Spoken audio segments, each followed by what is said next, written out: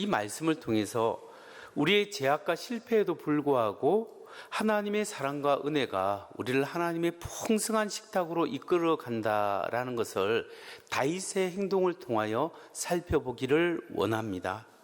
여러분, 오늘 우리가 이 본문에서 먼저 생각해 볼 질문이 있습니다. 그것은 다윗 왕이 왜 사울의 집에서 살아남은 사람을 찾았는가? 또한 다윗은 왜 요나단의 아들 머비보셋에게 하나님의 은혜를 베풀었는가? 이 질문입니다.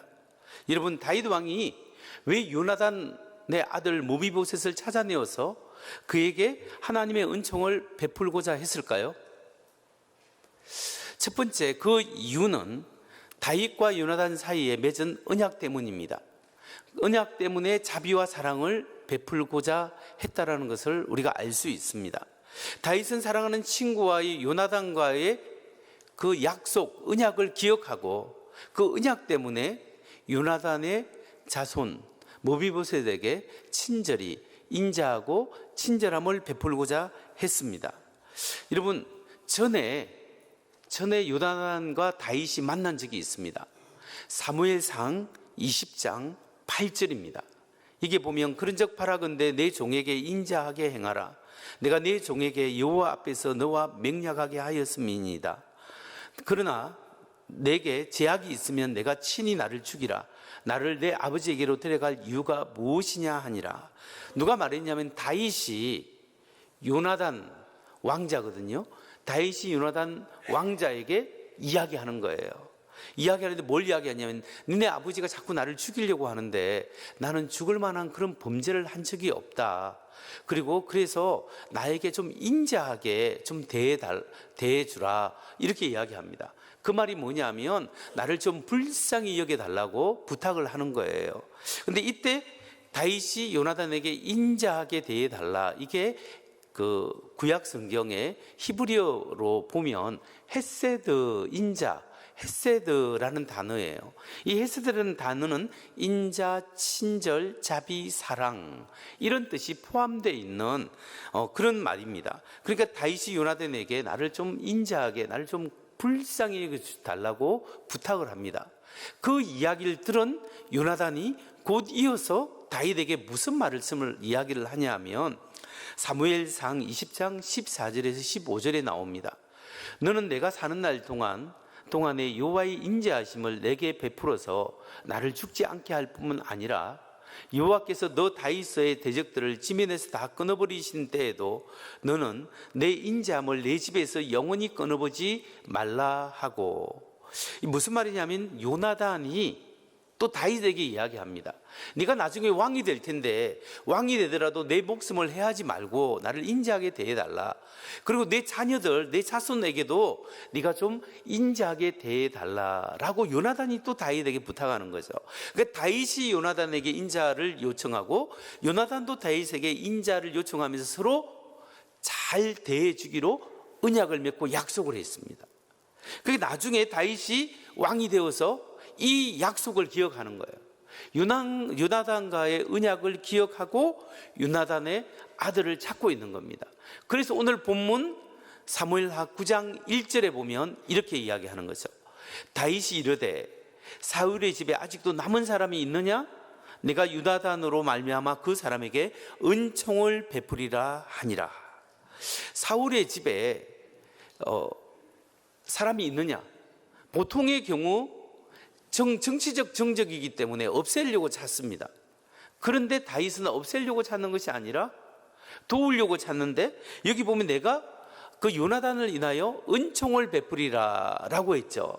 이 은총이라고 번역된 한국말을 그 히브리어로 보면 헤세드, 자비, 인자, 사랑, 긍휼 이런 말로 표현되는 똑같은 말이에요. 인자를 베풀라라는 요나단과 다윗이 약속했던 그 단어가 똑같이 사용되고 있는 거죠. 그래서 그 언약 때문에 다윗은 요나단의 아들 머비보셋을 찾아서 친절하게 대하고 자비를 베풀고 그 사울 왕 할아버지의 재산을 다 무비보셋에게 주고 사울의 종 시바라는 사람을 이 무비보셋의 종이 되어서 이 무비보셋을 섬기도록 배려해 주었습니다. 여러분, 우리는 이런 다윗의 인자한 행동을 통해서 하나님의 모습을 보게 되는 거예요. 우리를 향한 하나님의 크신 사랑이 얼마나 훨씬 큰가를 알 수 있습니다. 에베소서 2장 1절로 3절 말씀을 보면 이걸 잘 유비해서 볼 수 있는데요. 그런 허물과 죄로 죽었던 너희를 살리셨도다. 그때 너희는 그 가운데 행하여 이 세상의 풍조를 따르고 공중의 권세 잡은 자를 따랐으니 곧 지금 불순종의 아들들 가운데 역사하는 영이라.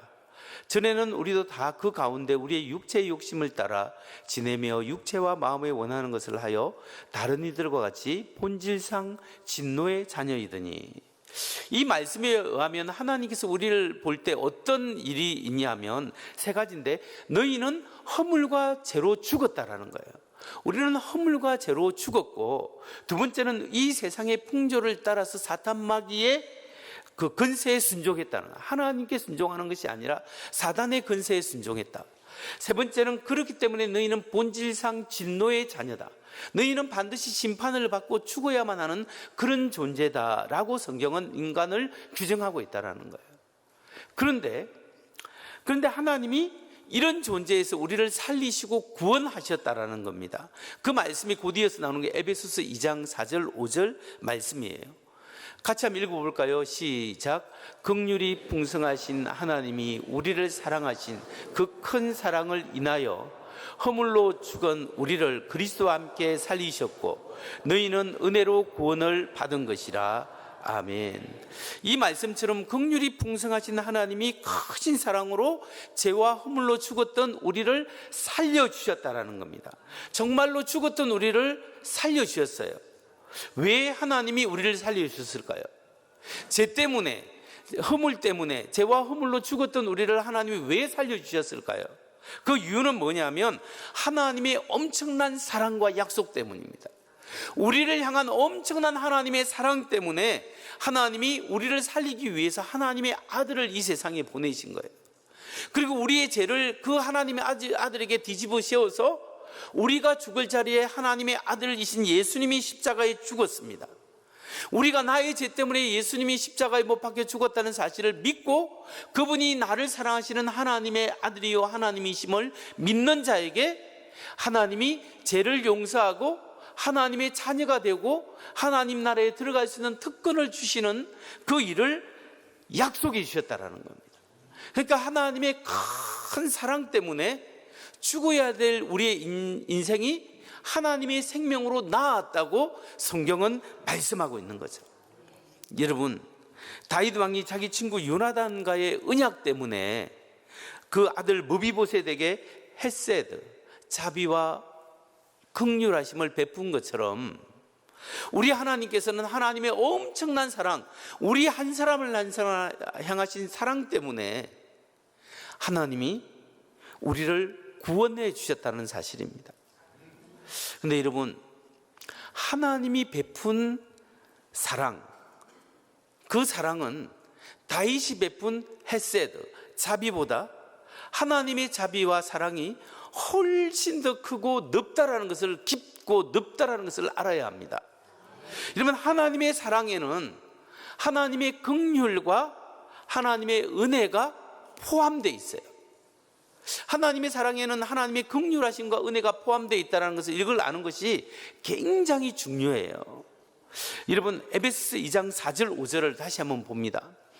긍휼이 풍성하신 하나님이 우리를 사랑하신 그 큰 사랑을 인하여 허물로 죽은 우리를 그리스도와 함께 살리셨고 너희는 은혜로 구원받은 것이라. 이 말씀에 보면 하나님의 사랑은 긍휼과 은혜로 표현되어 있는데, 그러면 긍휼이 뭘까요? 긍휼은 멀시잖아요. 멀시는 불쌍히 여기는 것, 자비와 동정을 베푸는 것을 말하고 있습니다. 예를 들면 하나님이 우리를 긍휼히 여긴다는 것은 죄가 있는 사람이 마땅히 받아야 될 죄를, 심판을 보류하고 있다는 거예요. 예를 들면 어느 사람이 죄를 지었어요. 죄를 지어서 재판관이 그 땅 유죄입니다 해서 마땅히 그 사람이 받아야 될 처벌이 있는데 그 처벌을 처벌하지 않도록 잠시 보류하고 있는 것, 이걸 긍휼하게 여긴다라고 표현할 수 있는 거예요. 그러면 여기에 반해서 은혜가 무엇일까요? 그레이스, 하나님의 은혜. 은혜는 더 깊은 의미로 나아갑니다. 마땅히 받아야 될 심판을 보류, 멈추는 것에 여기에 그치지 않고 도리어 받을 자격이 없는 사람에게 선물까지 지어주는 것, 이게 은혜예요.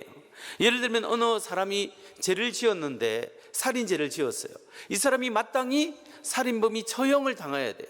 그런데 재판관이 어떤 이유로 처형을 멈출 뿐만 아니라 그 사람을 해방시켜서, 석방시켜서 큰 집을 하나 지어주고 다시 새로운 일을 출발할 수 있는 기회를 준다 하면 이것은 뭐냐? 이게 바로 은혜라는 거예요. 그러니까 하나님께서 우리에게 주신 그 은혜는 뭐냐면 우리가 처벌당해야 되는데 처벌하지 않고 살려주실 뿐만 아니라 더 큰 선물을 주셨다라는 거예요. 이게 은혜예요. 그런데 이 은혜에는 문제가 뭐냐면 공의는 어떻게 할까요? 여기에 정의가 있습니까? 어떤 재판장이 어떤 살인범을 보류시키고 그걸 석방시켜서 더 잘 살 수 있도록 집도 한 채 주고 선물을 줬다면 이게 과연 공평하냐는 거죠. 이게 공평해요? 공평하지 않죠. 이게 정의롭지 않죠. 근데 하나님은 이렇게 사랑을 베푸시는 하나님이신데 하나님의 또 다른 기둥은, 또 다른 성품은 뭐냐면 공의로운 분이라는 거예요. 정의로운 분이라는 거예요. 그럼 하나님의 은혜는 사랑을 베풀고자 하는데 하나님의 정의는 어디 갔어요? 그래서 하나님은 정의로운 분이시기 때문에 인간이 죄 때문에 받아야 될 죄의 심판, 죽음 당해야 될 그 심판을 하나님의 아들이신 예수님에게 뒤집어 씌우신 거예요. 하나님의 아들이시고 하나님이신 그분이 인간의 몸으로 오셔서 하나님의 죄에 대한 정의를 실현해야 되는데 하나님 자신이 그 죄에 대한 대가를 받으시고 대신에 우리의 죄를 용서해 주셨다는 거예요. 이것이 하나님의 큰 은혜라는 거예요.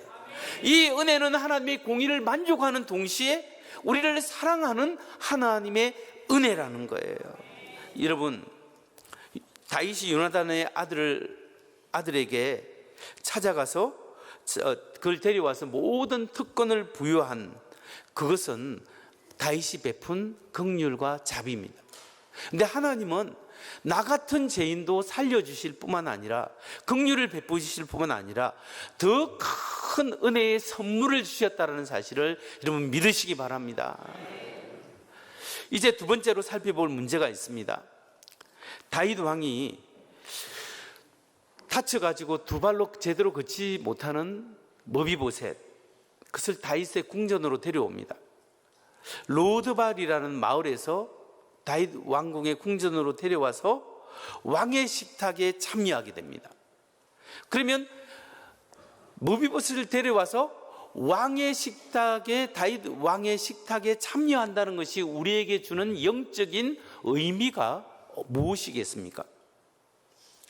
다윗이 머비보셋을 왕의 식탁에 초대한 것이 우리에게 주는 영적인 의미, 두 번째로 그것은 모든 두려움을 물리치고 우리의 신분을 완전히 새롭게 변화시킨다는 것을 말해주고 있는 거예요.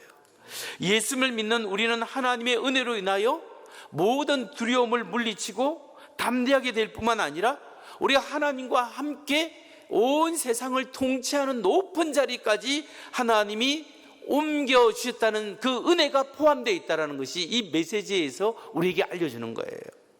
여러분, 머비보셋이라는 사람이 어디에 숨어 있었습니까? 요나단의 아들 머비보셋이 사무엘하 9장 4절을 보세요. 왕이 그에게 말하되 그가 어디 있느냐 하니 시바가 왕께 아뢰되 로드발 암미엘의 아들 마갈의 집에 있나이다 하니라. 마갈의 집에 숨어 있었어요. 근데 그 동네 이름이 뭐냐면 로드발이에요. 지역 이름이, 도시 이름이 로드발이라는 거예요. 근데 로드발이 어떤 곳일까요? 예수님이 주로 활동했던 갈릴리, 이스라엘 갈릴리가 있는데요, 한참 밑에 사해 옆에 예루살렘이 있잖아요. 근데 이 갈릴리 지역에서 약 16km만 내려오면 요단강 동쪽편에 로드발이라는 그런 지역이 있다고 합니다. 그래서 그쪽은 안전한 지역이, 뭐가 안전하냐면 다윗이 예루살렘의 수도를 지금 자리를 잡고 있잖아요. 상당히 거리가 멀어요. 그 요단강 동편이에요. 그러니까 안전하게 숨어 있는 장소라는 거예요. 그런데 문제는 뭐냐면 이 로드발이라는 이 마을 이름이 어떤 뜻을 가지고 있냐 하면 목초가 없는 곳, 목초가 없는 이런 뜻이에요. 그러니까 일종의 항무지, 척박한 지역이었다는 거죠. 그러니까 머비보셋, 사울의 손자 요나단의 아들인 머비보셋이 숨어 있는 곳이 척박하고 황량한 그런 곳에 겨우 남의 집에 불이 붙어서 겨우 목숨만 유지하고 있다는 거예요. 그런데 그곳에 사람을 보내서 갑자기 다윗 왕이 머비보셋을 찾는다고 하네요. 데려왔어요. 이 소식을 들었을 때 이 머비보셋의 생각이 무슨 생각이 들었을까요? 아, 이제 나는 죽었구나. 사울, 내 할아버지의 대적인 다윗 왕이 나를 찾다니 나는 죽었구나. 내가 이 척박한 땅에서 겨우 목숨을 유지하기 위해서 지금 숨어 있는데 나를 찾아왔다니 나를 죽이려고 하는 공포감이 몰려왔을 거예요. 그래서 두려움으로 다윗 임금 앞에 섰을 겁니다. 사무엘하 9장 6절을 보세요. 사울의 손자 요나단의 아들 모비보셋이 다윗에게 나와 그 앞에 엎드려 절하며 다윗이 이르되 모비보셋이여 하니 그가 이르기를 보소서 당신의 종이니이까. 이게 보면 이제 나는 죽었구나, 보소서 나는 당신의 종이니이다 하면서 굉장히 두렵고 공포감에 떨려 있었을 거예요. 다윗 왕이 모비보셋에게 뭐라고 이야기할까요? 9장 7절 8절입니다. 다윗이 그에게 이르되 무수하지 말라. 내가 반드시 내 아버지 요나단으로 말미암아 내게 은총을 베푸리라.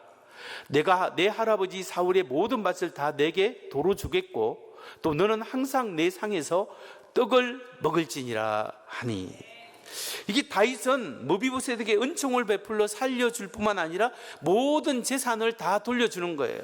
그리고 이제 다윗 왕과 함께 식탁에서 함께 매일같이 식사하는 특권을 준 거예요. 여러분 생각해 보세요. 모비보셋은 로드발이라는 척박한 곳에 살다가 겨우 목숨을 부지하고 있는데 이제 로드발에서 왕의 식탁까지 초대되었다. 이 왕의 식탁에 함께 한다는 것이 무슨 의미일까요? 여러분, 대통령의 식탁이나 매일매일 하는데 그 아무나 참여할 수 없어요. 보안이 있기 때문에 누구나 참여할 수 없는 겁니다. 그런데 왕의 식탁에 참여한다는 것은 뭘 이야기하냐면 이제 단순히 생존만 보장해 주는 것이 아니라 지켜주고 보호해주고 왕의 자녀로 받아주겠다는 거예요. 다시 말해서 한 식구로 삼아주겠다. 그래서 가족의 신분으로 변화시켜 주겠다. 그렇게 이야기하는 겁니다. 여러분, 바로 여기서 하나님이 우리의 신분을 변화시킨 것을 볼 수 있습니다. 우리도 예수 그리스도의 십자가의 은혜로 우리 죄가 용서함을 받았을 뿐만 아니라 우리의 신분이 변화되었다는 사실을 성경이 이야기하고 있습니다. 죄와 허물로 죽었던 존재가 바로 우리예요. 로드발, 영적으로 메말라 있는 땅에서 하나님 없이 내 마음대로 살아가던 사람이 바로 우리예요. 근데 하나님이 우리를 찾아내서 예수 그리스도의 십자가의 보혈의 은혜로 우리를 죄를 용서하시고 우리를 하나님의 자녀로 삼아주셨어요. 왕의 식탁으로 하나님께서 옮겨주셨어요. 그래서 하나님의 자녀로 삼아주실 뿐만 아니라 더 큰 은혜가 있는데 예수 그리스도와 함께 하늘에서 하나님과 함께 통치하는 자리까지 옮겨주셨다고 성경은 이야기하고 있습니다. 그게 어디에 나오냐? 에베소서 2장 5절 6절을 봅니다. 허물로 죽은 우리를 그리스도와 함께 살리셨고 너희는 은혜로 구원을 받은 것이라. 또 함께 일으키사 그리스도 예수 안에서 함께 하늘에 앉히시니. 그리스도 예수 안에서 함께 하늘에 앉히시니. 이 말이 무슨 말일까요? 헬라어 성경으로 보면 하늘의 통치의 영역에 함께하다 이렇게 표현되어 있는데, 이 말을 제일 한국말로 잘 표현한 성경이 쉬운 성경 버전입니다. 쉬운 성경으로 에베소 2장 5절 6절을 보면, 하나님이 우리를 그리스도와 함께 살리시고 하늘 위에 있는 그분의 보좌 곁에 우리를 앉혀주셨습니다. 좀 더 정확히 그분의 보좌에 함께 우리를 앉혀주셨습니다, 이런 뜻이에요. 여러분, 하늘 보좌에 함께 앉혔다 라는 말씀인데, 그러면 하늘 보좌에서 뭘 하고 계세요? 예수님이 세상을 부활하신 예수님이 세상을 통치하고 계시잖아요. 그런데 우리로 하여금 예수님과 함께 그 자리에 앉혀준다는 것이 뭘 뜻하는 거예요? 이제는 예수님과 하나님과 함께 세상을 통치하는 은혜를 우리에게 주셨다는 것을 말씀하고 있는 거예요. 여러분, 우리는 모비보셋처럼 로드발에서 황량한 척박한 땅에서 겨우 목숨을 부지하고 내 혼자서 그냥 살고 내 뜻대로 살아가고 삶의 의미 없이 그냥 살아갑니다. 그런데 하나님께서 우리를 구원하시고 우리 생명을 귀중히 여기셔서 하나님의 아들 예수님의 생명의 죄를 뒤집어 씌워서 우리 죄를 용서해 주시고 우리를 하나님의 자녀로 삼아 주셨어요. 하나님의 자녀로 삼아서 왕의 식탁까지 초대할 뿐만 아니라 하나님과 함께 통치하는 그 자리에 함께 세상을 통치하는 존귀한 자로 은혜를 베풀어 주셨다라는 거예요. 그렇다면 여러분, 이제 우리는 어떻게 살아야 하죠? 하나님의 존귀한 자로 하나님이 우리를 세우셨는데 우리는 어떻게 살아야 하겠습니까? 마지막 세 번째로, 우리는 그 크신 하나님의 은혜에 감사하면서 살고 그 은혜를 남에게 흘려 보내면서 살아야 합니다. 그 큰 은혜를 받았으니 우리가 감사하고 다른 사람에게도 그 은혜를 흘려 보내야 되는 거예요. 여러분, 우리가 받은 은혜가 너무나 큽니다. 원래 우리는 죄와 허물로 죽은 사람이고 목적 없이 의미 없이 살아가는 사람인데, 근데 하나님이 자녀로 세우시고 하늘의 통치자로 세우셨습니다. 여러분, 그렇기 때문에 이 사실을 생각하면서 이제 여러분 더 이상 두려움에 머물러 살면 안 됩니다. 더 이상 과거에 지었던 죄악 속에 살면 안 됩니다. 과거에 받았던 상처와 실패 가운데 패배의 의식으로 살면 안 되는 거예요. 과거에 받았던 상처 때문에 그게 얽매여서 저 사람이 나에게 이런 상처를 주었거니 여기에 얽매여서 살면 안 됩니다. 하나님이 여러분의 상처와 여러분의 죄를 다 용서해 주셨어요. 이제 하나님의 자리를 옮겨 주셨어요. 더 이상 황량한 광야에 살 필요가 없는 겁니다. 하나님과 동행하는 삶은 새로운 삶이에요. 하나님께서 척박한 단 로드발에서 나오라고 말씀하십니다. 예수 그리스도의 십자가의 은혜를 붙잡으라고 말씀하십니다. 하나님의 왕의 식탁에 초대하고 계세요. 그리고 하나님의 영광된 자리에 함께 하겠다고, 하나님이 너희는 변화된 자녀이다, 너희는 예수 그리스도 안에서 새로워진 자녀이다, 너희 자신을 생각하면 상처와 죄와 허물로 죽게 되지만 하나님을 바라볼 때 변화시킨 존재라는 것을 우리에게 알려주고 있어요. 그렇기 때문에 우리는 하나님과 함께 세상을 통치할 사람이에요. 이 믿음을 내 것으로 받아들일 때 우리는 앞으로의 승리가 나의 승리, 지금의 승리가 된다는 거예요. 그렇기 때문에 우리가 어떻게 살아야 합니까? 감사하면서 살아야 합니다. 하나님의 은혜에 감사하면서 살고, 더 이상 다른 사람이 준 상처에 얽매이지 마십시오. 옛날에 지었던 죄를 반복해서 짓지 마십시오.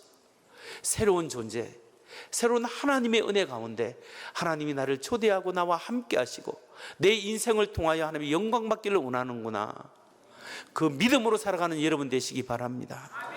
말씀을 마칩니다. 성도 여러분, 하나님이 여러분을 특별하게 축복하셨습니다. 마치 모비보셋이 광야에 숨어 있었는데 그를 데리고 와서 왕의 식탁에 초대했듯이 하나님이 죄와 허물로 죽은 우리를 하나님의 식탁에 초대하고 하늘에 통치하는 영역에 함께 높이셔서 존귀한 자로 만들어 주셨습니다. 이게 우리 받은 축복이에요. 하나님이 왜 우리를 이렇게 축복한 줄 아십니까? 하나님이 왜 여러분을 축복하신 줄 아세요? 여러분이 받은 축복을 다른 사람에게 흘려 보내라고, 다른 사람과 함께 나누라고, 여러분만 받은 그 은혜를 여러분만 누리고 여러분만 좋아하지 마시고 다른 사람에게 보여주라고. 여러분, 하나님이 우리에게 베푼 사랑은 unconditional love예요. 무조건적인 사랑이라는 거예요. 조건 없이 그냥 우리를 받아주신 거예요. 그런 사랑을 받았기 때문에 우리도 다른 사람을 향하여 unconditional love, 무조건적으로 사랑해야 될 책임이 우리 속에 있는 겁니다. 그리고 내가 믿는 신앙 때문에 내가 할 수 있는 섬김으로 우리 직장에서 하나님의 은혜 때문에 존귀한 자이기 때문에 넉넉하게 감사하고 베푸는 우리 모든 성도님 되시기를 주의 이름으로 축원합니다.